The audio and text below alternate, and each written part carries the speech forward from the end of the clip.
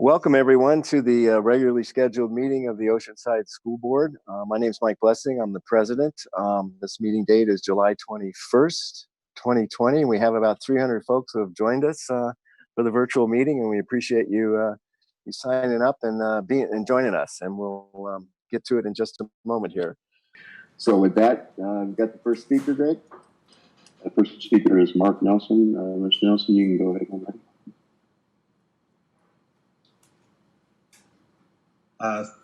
Thank you. I'm having a problem.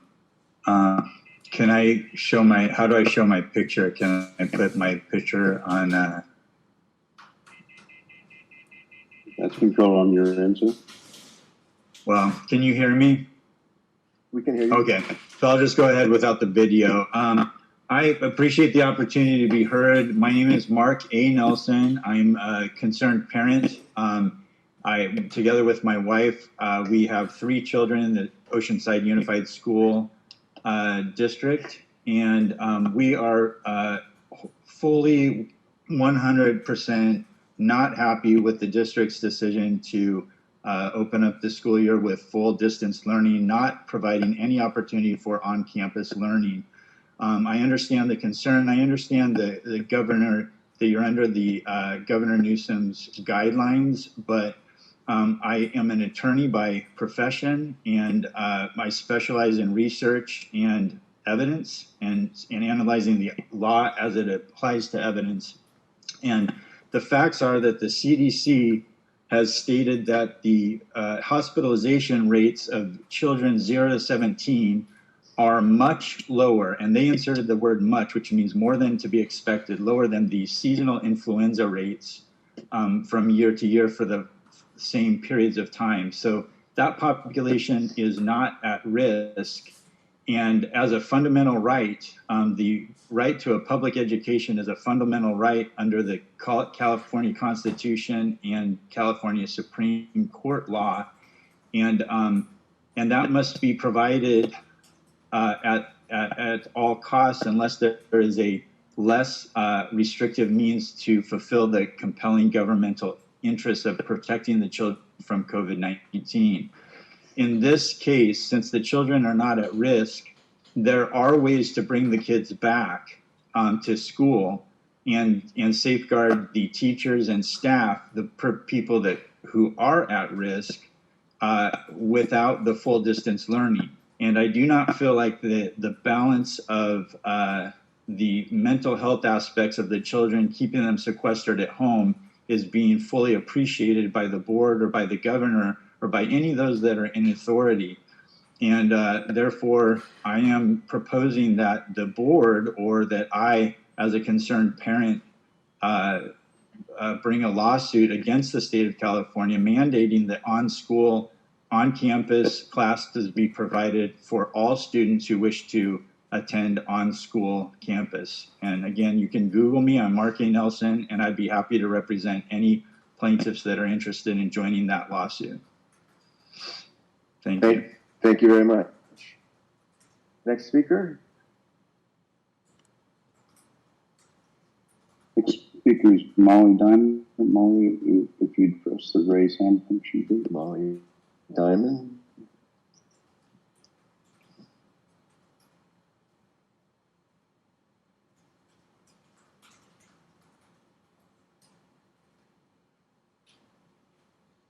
Ms. Diamond, you're available. Go ahead.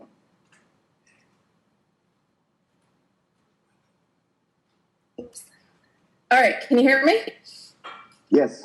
Okay, cool. Good evening, board members. My name is Molly Diamond. I have 2 kids in Oceanside Unified. I am incredibly disappointed with Governor Newsom's blanket ban on schools reopening. While I understand the purpose behind it, mandates like this are doing more harm than good for the special needs community. According to federal laws, FAPE and IDEA, our children in special education must be provided with a free and appropriate public education in the least restrictive environment. This new mandate does not provide for FAPE in the LRE. My child has over 1,000 special education service hours in her IEP, but she is only getting 2 30-minute Zoom sessions a week. There's no way that that's going to equal 1,000 hours in an entire year. There are many in our district that are getting no hours, not even one Zoom session because they don't speak or something like that. This is a direct violation of faith and idea. Not being in school has caused extreme behavioral regression in my daughter, emotional outbursts on a daily basis, if not hourly basis. In your plan, you mentioned online speech therapy. I can 100% say that this has resulted in a thrown and broken computer in our case. If kids are not able to participate in online learning, then what do you plan on providing for them? If you don't have a plan for it, that's a violation of faith yet again. Our special needs community in OUSD needs a plan and not to have our kids' IEPs neglected like they are right now. I would also like to mention that if on-site childcare is being provided by the school district, then our kids absolutely should be in school. Thank you. Thank you, Molly. Next speaker, Greg.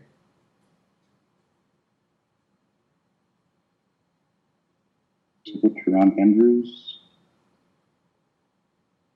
Deron Andrews. Being promoted right now. Great.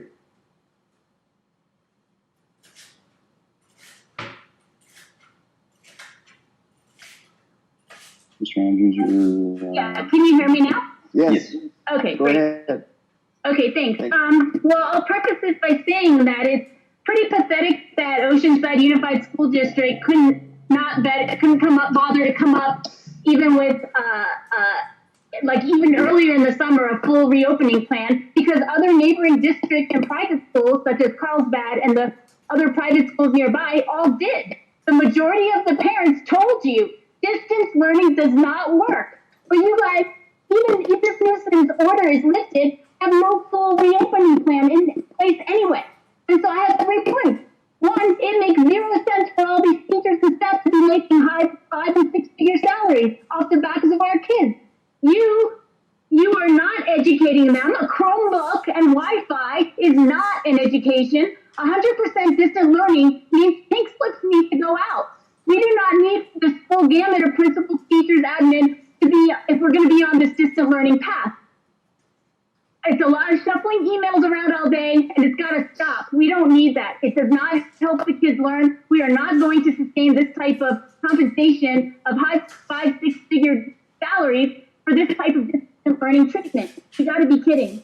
And then the second point is it's vouchers. If parents are doing the brunt of the work, as it was in the plan that you presented earlier, we need our money back. We need to purchase supplies, tutors, and other costly services. I think Molly Diamond, the previous speaker, mentioned it's even more dramatic for special needs.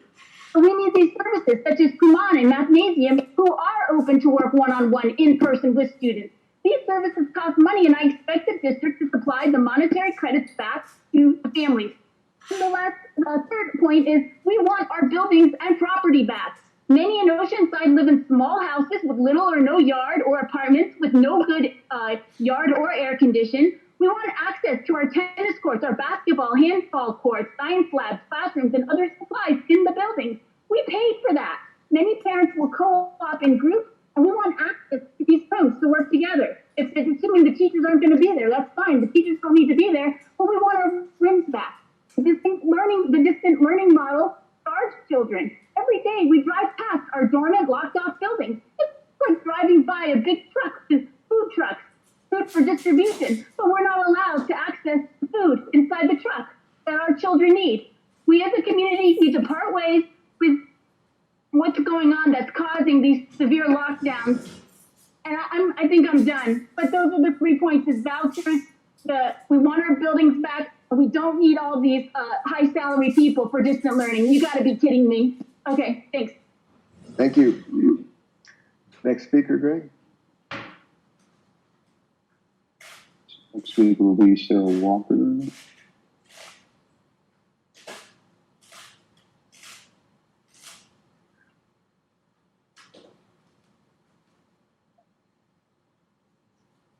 Sarah, you should be set now. All right, can you hear me now?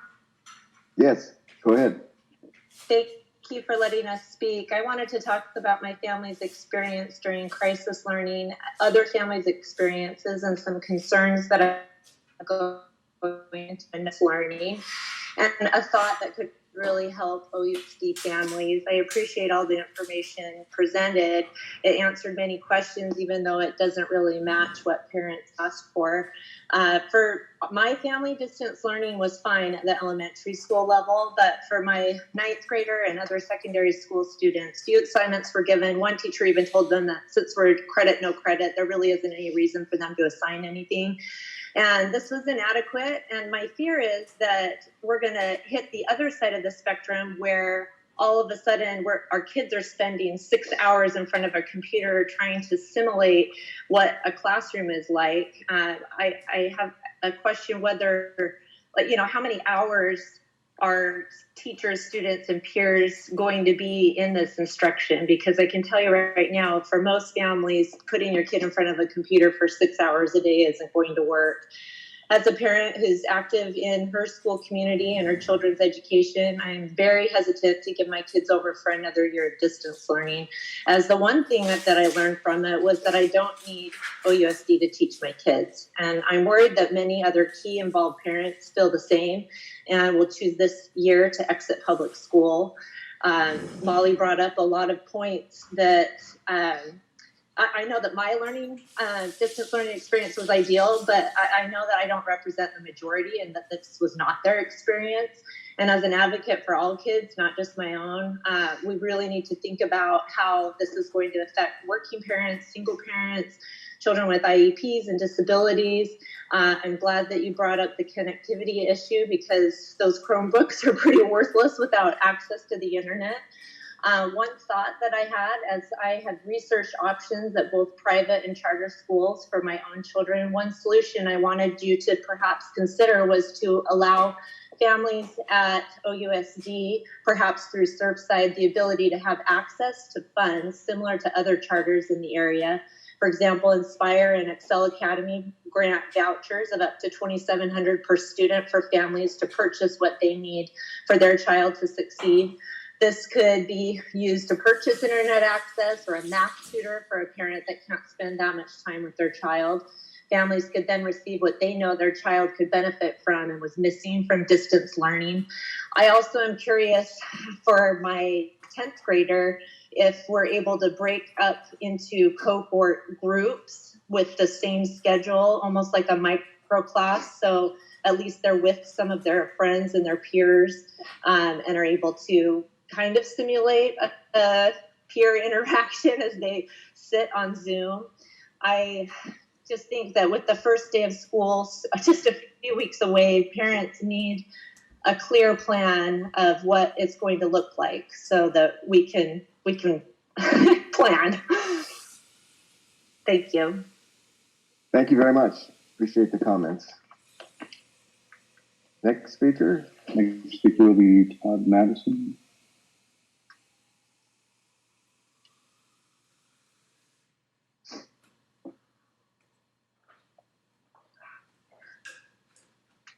Mr. Madison, you can go ahead. Hi, I'm Todd Madison. I'm a parent of Oceanside Unified Kids and now a candidate for school board this fall. This spring, we saw a survey of over 4,600 parents, noting 53% of them wanted to see a return to a more traditional full-time schedule. That's 2,400 parents. We saw proposals on June 23rd, but no full-time return was even proposed. A group of parents, 629 of them, have signed a petition, not asking the district to plan for a TK through 5, not asking to ignore the governor's decree, but asking the district to put together a realistic plan for a full-time return for all.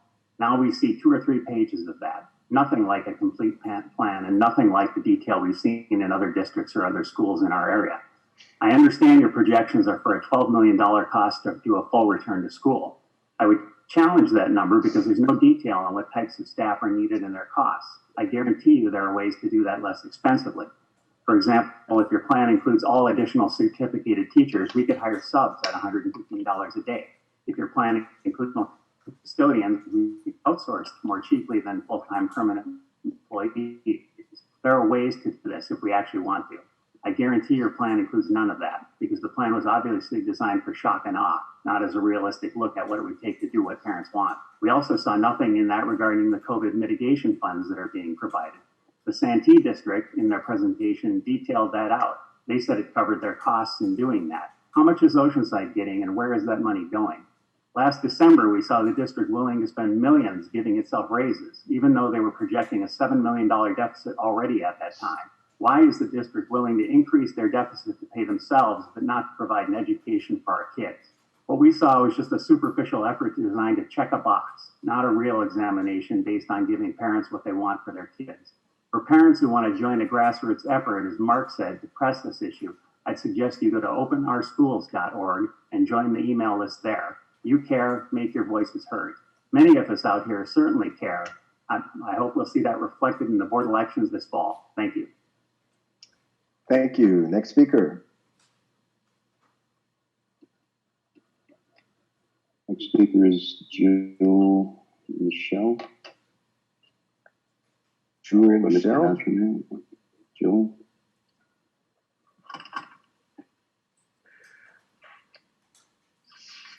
Jill, you're all set. Go ahead.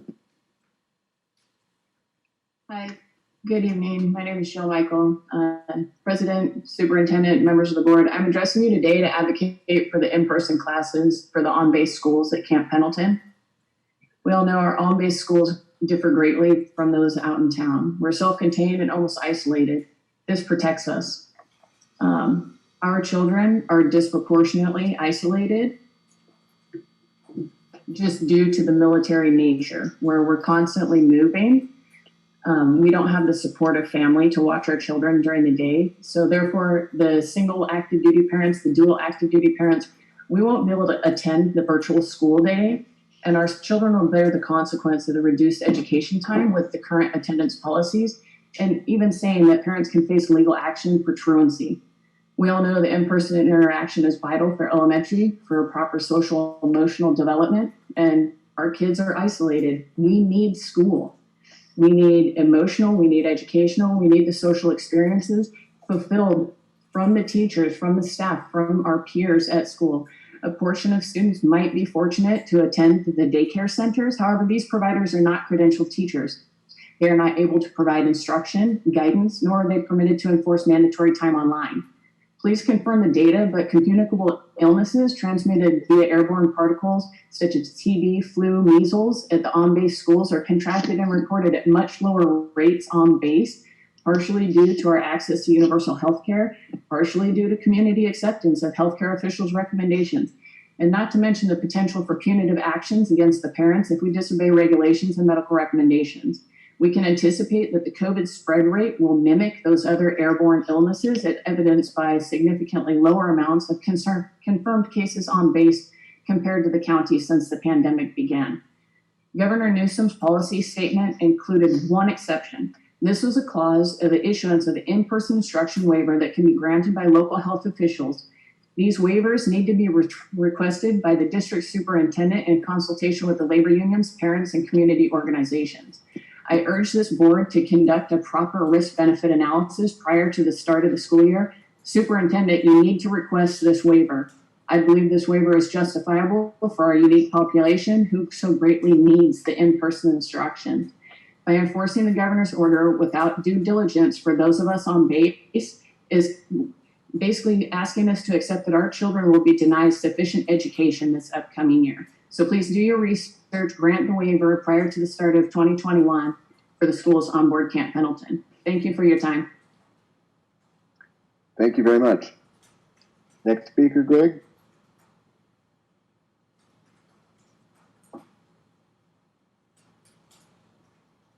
Speaker is Alicia Pop. Alicia, are you there? She's being promoted right now.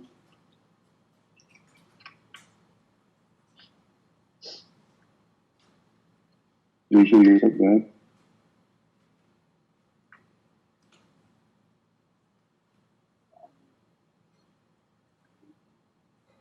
Alicia, you'll need to unmute so you can address the board.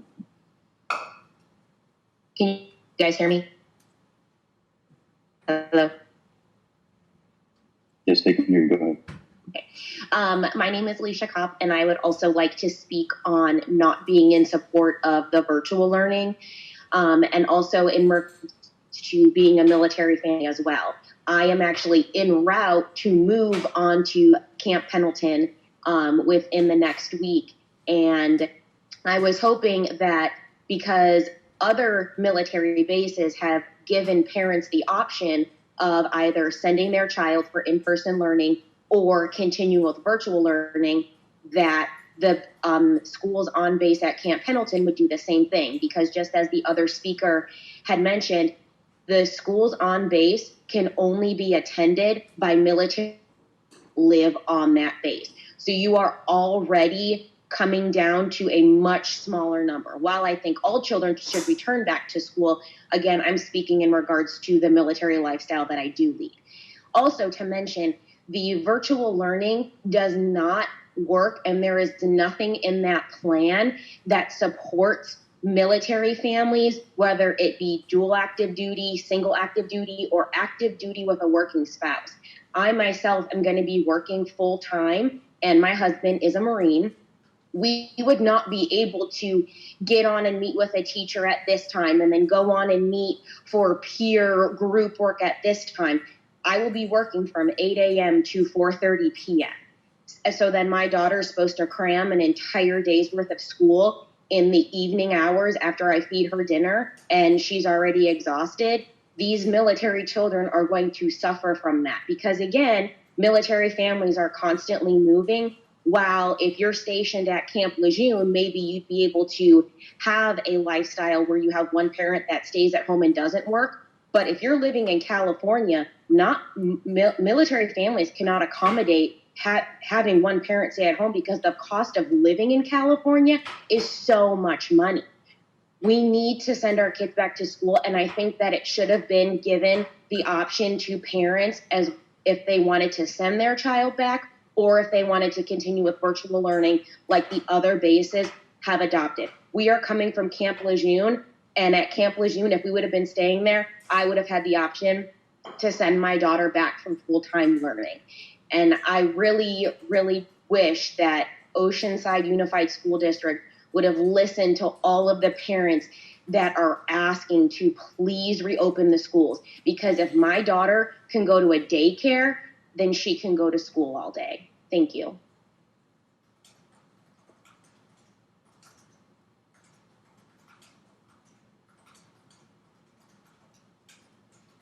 Next speaker is Kristen Matella.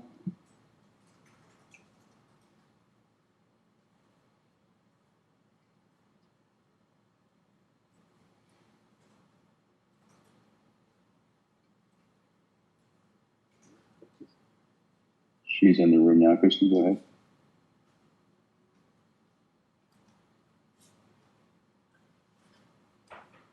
Kristen Matella, you'll need to unmute so you can address the board. Okay, terrific. Good evening, folks. My name is Kristen Matella, and I'm the mother of Madison and Mitchell Matella, both of whom are rising seniors at Oceanside High School. While I appreciate the work that this board has done, I would urge you to seriously contemplate and consider whom you are advocates for. Adults have no trouble using their voices, certainly not coalitions of adults in the form of teacher unions. I would challenge you all to embrace your role's duty, and that ought to be to serve as champions for the students of Oceanside. This means putting our kids and their needs and best interests first, above all else. I have not heard much concern regarding the threats and risks that the children of Oceanside face while left at home to fend for themselves for yet another semester. The truth is, many will serve as daycare or teachers for younger siblings. Some will face abuse, numerous will drop out, while others will fall victim to alcoholism and drug use.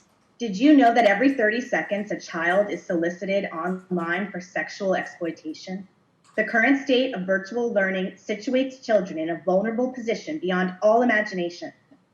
We are handing them iPads, phones, and laptops, and expecting them to advance their own education. Meanwhile, what are we doing to protect their health? The World Health Organization defines health as a state of complete physical, mental, and social well-being, and not merely the absence of disease or infirmity.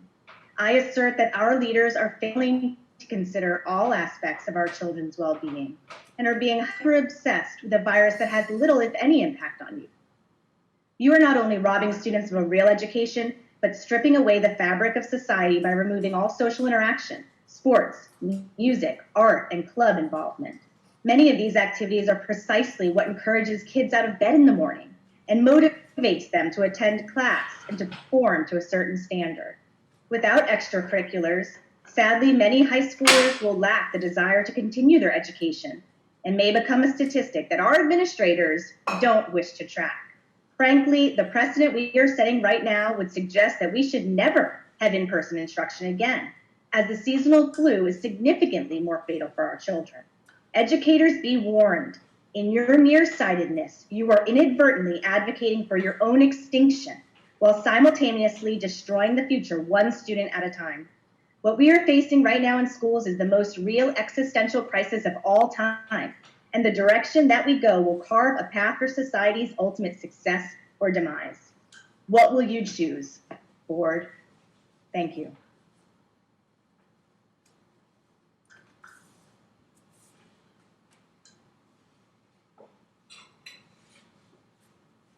Next speaker is CC Happy.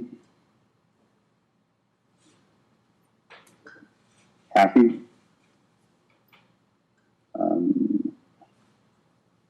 Stand by just a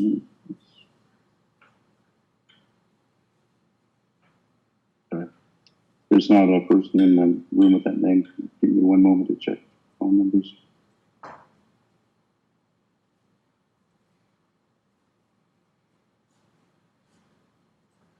Either the name or the numbers in the room. So the next speaker will be Rhonda J. Oliver. Rhonda Halter. Oliver. Rhonda Oliver. She's being promoted now. Good evening.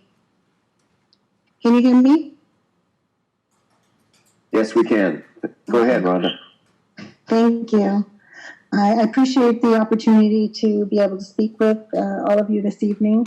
I wanted to share my experience thus far with the distance learning. I am a foster and adoptive parent to 5 children that all attend Oceanside Unified School District. 4 of my children have IEPs. 1 was in the process of being assessed for an IEP prior to the COVID closure. Distance learning does not work and will not work for my children. I am in the process of drafting emails to each of my children's case managers, administrators, the director of special education, and the superintendent requesting IEP meetings prior to the August 17th date to address what is this district going to do for my children. We are currently engaged in extended school year. It has not been any different than what the distance learning was in the beginning of when COVID started through the spring and into the summer. The idea that my children who have a myriad of issues and diagnoses can sit in front of a computer for the hours that you're suggesting would not only go against what the American Pediatric Association says, it would also go against my belief system and what I truly, truly think is placing my children at risk. I am really, really dissatisfied after the last board meeting when there was not a focus on return to school. And I continue to be kind of at a loss as to what we're going to do for special education students. I've posed several questions the last couple of weeks with regards to distance learning, and I have not yet got an answer. I actually reached out to an attorney today, an education attorney, to try to get some answers. One question would be, what is going to happen if we choose not to do distance learning? Are we going to be held with the Student Attendance Review Board? How is that going to be handled? My second question is, would we be allowed to request a gap year for our students? Again, I am unwilling to do distance learning with my 5 children, and the school district is going to need to come up with a different plan with FAPE because it is not going to work, and it doesn't seem to be a focus of what we're going to do for special education. And that's right now my focus is, what am I going to do to make this a successful school year for my children? However, I'm being told by my advocate and the attorney that it's not what I'm going to do. It's what is the district going to do. Thank you so much.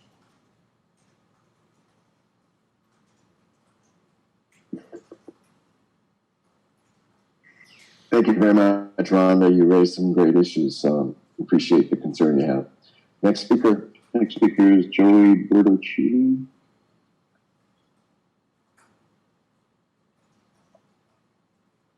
He's being promoted right now.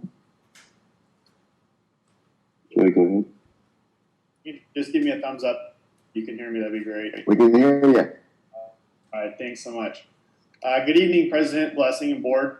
If there's one thing I would like each of you to take away from this meeting, it would be this. I would like to share with you the most staggering COVID-19 statistic that I've seen since the pandemic began. And this is, oops, hold on, just lost my notes here. All that buildup. This statistic is directly from the California Department of Public Health. Within the state of California, since the pandemic began, the number of deaths for children under the age of 17 is 0. There has literally not been one child that has died from coronavirus in the state of California. None. I am a parent of 2 children, ages 6 and 9, and there's nothing in my life more important than the health and well-being of my kids. Given this statistic I just mentioned, I am in favor of a full return to classroom scheduling for our children, specifically under the age of 17, for those families who feel comfortable sending their kids to school. Just as a bit of an antidote, I'd like to explain the financial ramifications on our family, who we believe are very much an average family living in Oceanside. And please keep in mind the statistic that, again, not one child has died in California from coronavirus since the pandemic began. Living in a household where both my wife and I work, the cost for us to send our kids to Palmquist Elementary with the additional time for base is $220 per month and $230 per month, respectively, for our 2 children. A total cost of $450 per month for our family. If our kids are forced to stay at home again this year, this is what we are faced with financially. The cost of childcare and babysitters for our family translates to $180 per day, and in a given month of roughly 22 school days, that means we would need to come up with $3,960 per month so that we can go to work each day. I don't know about others, but our combined net salary after state and federal taxes is not enough to cover that type of cost. What about the damage we are doing to our children socially? It is well known now that this community and the amount of screen time for our children has skyrocketed as we try to do our best as parents to work, cook, clean, teach, and keep some semblance of sanity. We can either pay $3,960 to a babysitter or hand our children an iPad, Kindle, or television remote control for free. The choice, unfortunately, is an easy one for those of us that are just trying to get through the day. Additionally, the American Psychological Association's 2019 report showed spiking mental health disorders in young Americans, including depression, anxiety, and suicidal thoughts. Experts are pointing towards countless hours spent on social media and other technology-based devices that have moved friendships from backyards to apps. There is no doubt that we are looking towards an even larger increase in those disorders if we keep our kids out of school. Thank you for listening to my comments. I think it's important for you to understand that we may not be looking to you to actually make these changes, but to be advocates for us, to go to the state leaders and decision makers to make the changes we need in order to give our children the best possible outcome. Thank you. Thank you very much, Jay. Appreciate it. Next speaker, Greg. Is this the last one? We had 12. Yeah, this is the last one for this. Last speaker is Lily Sanchez. She's being promoted right now.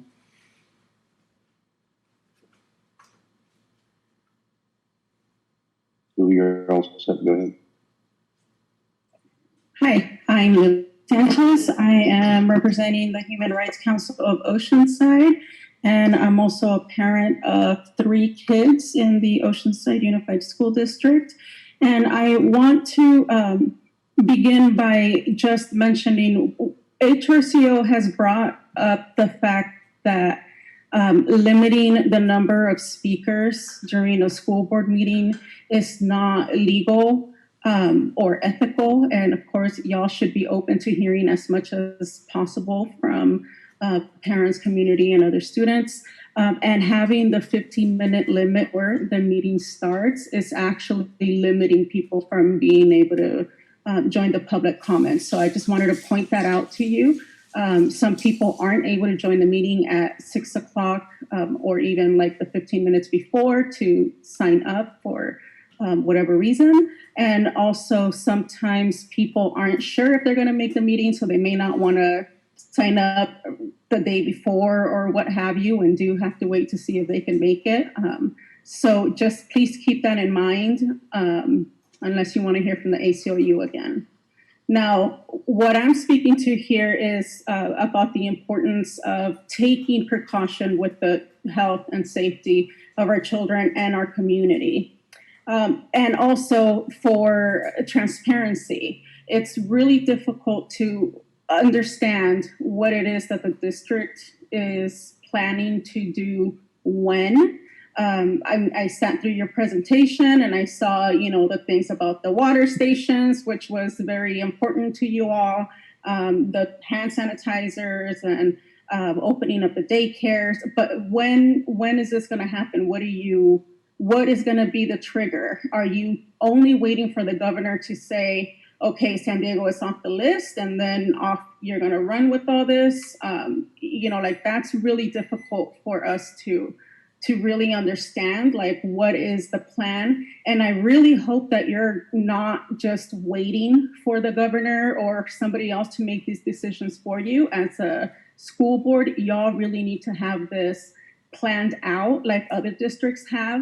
When we're going to do what, not just sit and wait until let's see what the government tells us, right? That's really what I want to see from our district. I also want to point out that we are totally in support of teachers and unions and their right to a safe and healthy workplace. It is important. I know everybody's saying children don't get sick, children don't die. However, they do. They have. Just because it hasn't happened here or you haven't seen it with your own eyes does not mean that it has not happened. And it's also why isn't anybody thinking of what the students are going to see, what your child is going to see? What if your child's teacher ends up dying from COVID? Is that really okay with you to have children experience this because you really want to get out there? Yes, distance learning sucked. That's why we want this to be very well planned, much earlier than a month before school starts, but here we are.